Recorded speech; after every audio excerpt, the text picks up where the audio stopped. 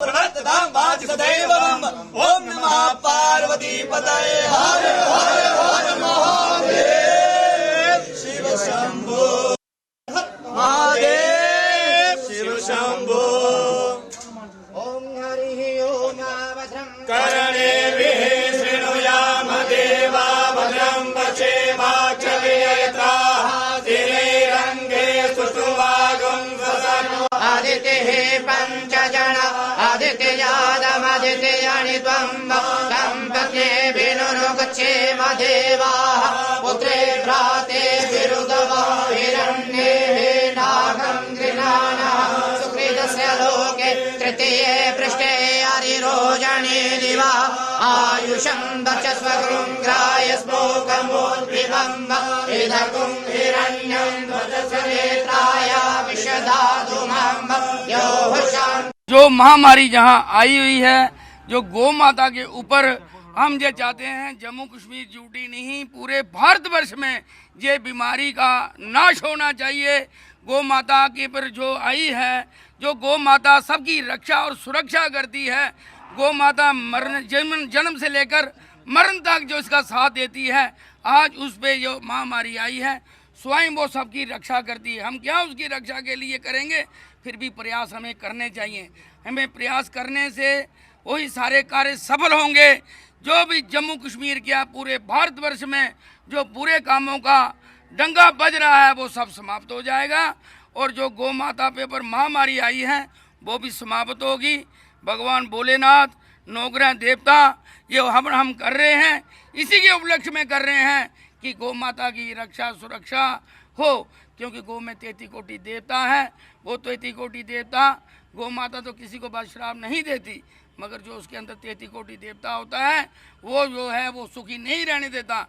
हमारा ही नहीं, ये पूरे समाज का फर्ज बनता है, पूरे समाज का दायित्व बनता है कि हम उसकी रक्षा के लिए हम आगे आएँ। उसी का हम दूध पीते हैं, उसी का घी खाते हैं, उसी का दही खाते हैं। घर में गर्भवती करनी है तभी गाय चाहिए, अगर कोई इंसान शरीर छोड़ता है तब भी गाय का ही सब कुछ इस्तेमाल किया जाता है। दूध, दही, घी, गूतर, गोबर, हर चीज़ में जब हम नया घर लेते हैं तभी हमें गौ माता को वहाँ अंदर लेना पड़ता है कि गौ माता सुरक्षा रखे, सुखी रखे। तो आज अगर गौ माता पे ऐसी कोई आफत आई है, क्या समाज का कोई दायित्व नहीं बनता, समाज का कोई कार्य नहीं बनता कि वो भी इस कार्य में आगे आए?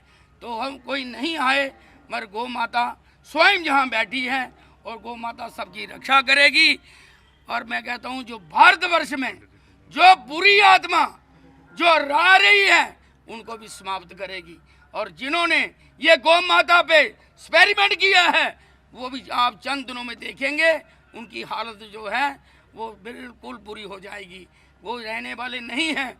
ये हमारा एक उपलक्ष्य था कि गौ माता के लिए ये कार्य हम करें और गौ माता की कार्य लिए करने के लिए, और वो सफल भी होगा क्योंकि वो दिल से जो कार्य किया होता है वो सब सफल होता है। हमारे अयोध्या से महाराज आए हुए लक्ष्मण किला से अभी आपको 2 मिनट गौ माता के बारे में बताएंगे, उसके बाद सहेलगाज में भी आपको थोड़ा सा रोशनी डालेंगे। आज जम्मू कश्मीर गौ रक्षा समिति की तरफ से गौशाला जम्मू अम्फाला में रुद्राभिषेक एवं हवन यज्ञ रखा गया था।